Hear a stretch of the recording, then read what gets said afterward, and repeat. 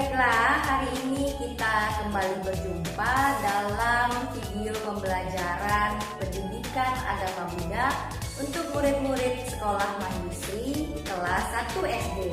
Teacher berharap anak-anak teacher semuanya dalam keadaan yang baik, sehat, dan selalu bersemangat belajar. Meskipun kita masih belajar dari rumah.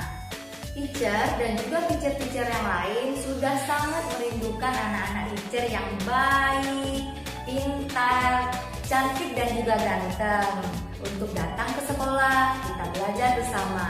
Tapi saat ini kita masih belum bisa bertatap muka untuk belajar. Karena seperti yang kalian mungkin sudah ketahui juga, di situasi saat ini masa pandemi COVID-19 belum berakhir.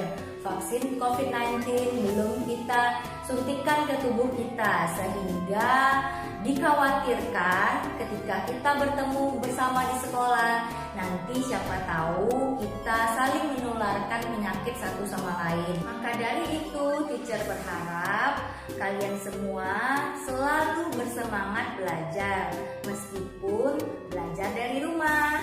Kita semua harus berdoa agar kita bisa melewati masa pandemi COVID-19 ini dengan baik. Artinya kita semua sekeluarga, teman-teman kita, guru-guru kita dalam keadaan yang selalu sehat. Nah, berbicara tentang berdoa, hari ini kita akan masuk di materi kita di pelajaran 3 tentang berdoa. Judulnya Mari Berdoa. Apakah anak-anak teacher sering berdoa? Nah, teacher yakin kalian semua tentu pernah atau juga ada yang rajin berdoa. Berdoa untuk apa? Berdoa agar mamanya selalu bahagia, agar papanya selalu bahagia, agar kita semua selalu bahagia, agar mama, papa, oma, opa, ya, mungkin juga teman-teman kita semua selalu dalam keadaan yang sehat dan selalu bahagia. Nah, hari ini kita akan mempelajari apa makna doa sesungguhnya dalam agama Buddha. Nah, kita sering berdoa, tapi mungkin kita tidak tahu doa itu sebenarnya untuk apa sih. Nah, baiklah, kita akan mulai belajarnya tentang berdoa.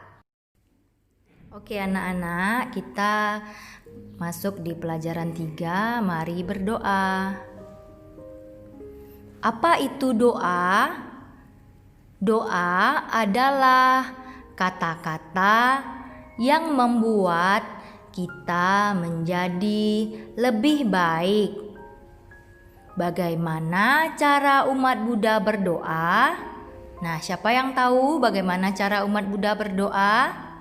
Ya, umat Buddha berdoa biasanya dengan beranjali. Anjali itu apa? Nah, mungkin kalian pasti sudah tahu ya. Teacher pernah memberikan tugas pada kalian untuk bersikap anjali lalu difotokan ya. Umat Buddha berdoa dengan menyatukan dua telapak tangan menjadi satu di depan dada. Disebut anjali. Nah, kenapa kita berdoa? Agar apa tadi?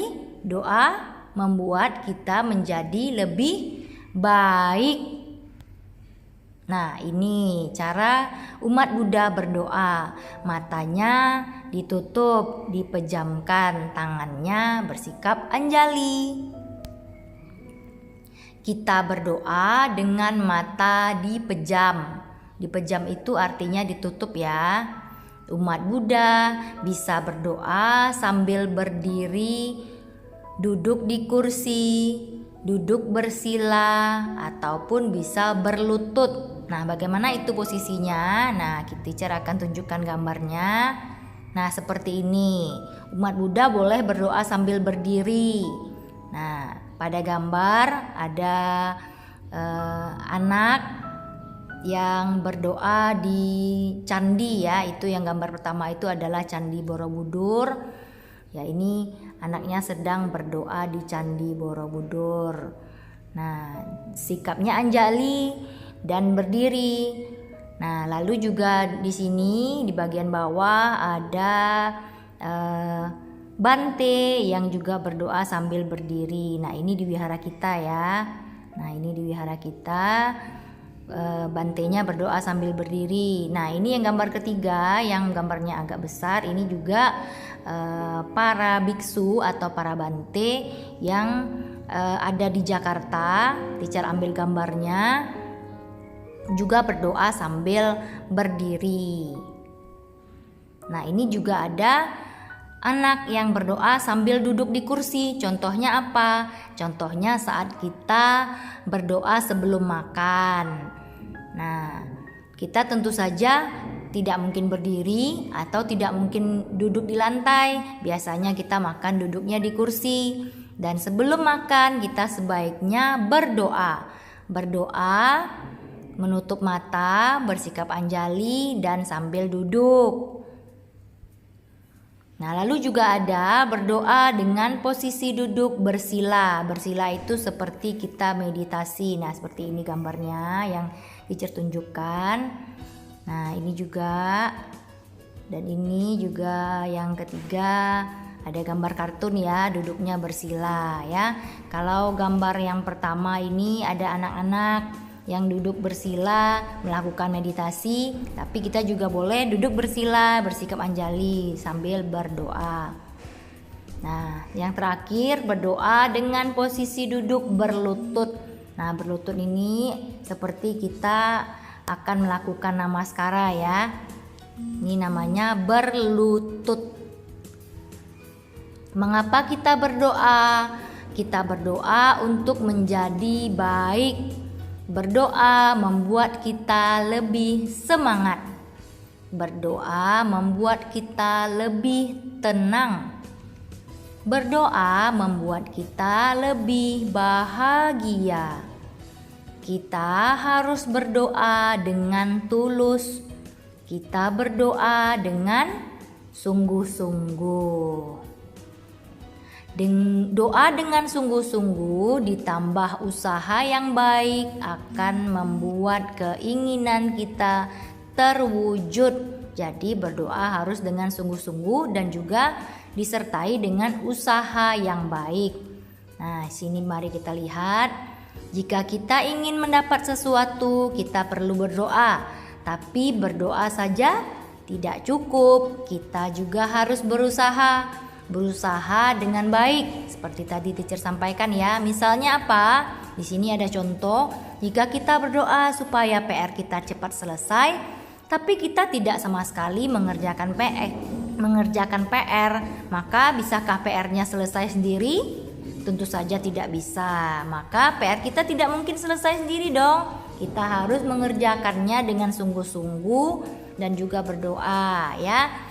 Begitu juga dengan pekerjaan lainnya. Misalnya kita berdoa agar kita jadi anak yang pintar, juara 1, dapat nilai 100. Misalnya berdoa saja tidak cukup, kita juga harus belajar yang baik agar kita mendapatkan nilai yang baik ya. Berdoa dan juga belajar yang baik. Baiklah, sampai di sini dulu pertemuannya. Baiklah, anak-anak semua sudah melihat videonya dan juga tentu saja mendengar dengan baik tentang bagaimana cara kita berdoa, dan ada sikap-sikap dalam berdoa. Kita boleh bersikap berdiri ya, boleh sambil duduk, boleh bersikap dengan duduk bersila, dengan berlutut. Nah, semuanya itu boleh saja kita lakukan ya. Yang tidak boleh apa? Yang tidak boleh berdoa sambil main-main. Nah, ada juga murid-murid teacher yang sambil berdoa tapi mulutnya ngunyah permen misalnya. Terus berdoa tapi mengganggu-ganggu teman, misalnya berdoa lalu tangannya digini-ginikan biar temannya terganggu. Nah, itu yang tidak boleh ya. Kalau kita berdoa harus bersikap yang baik, sopan, dan bersungguh-sungguh. Materi kita di bab 3, pelajaran 3 ini belum selesai, tapi untuk kali ini sampai di sini dulu. Nanti kita akan lanjutkan di pertemuan selanjutnya. Untuk tugasnya, sangat mudah, hanya mewarnai gambar yang ada pada buku cetak ini Pasiko halaman 38. Warnai dengan baik, dengan rapi, dengan indah, dengan cantik. Baiklah, terima kasih atas perhatiannya. Namo Sang Hyang Adi Budaya. Namo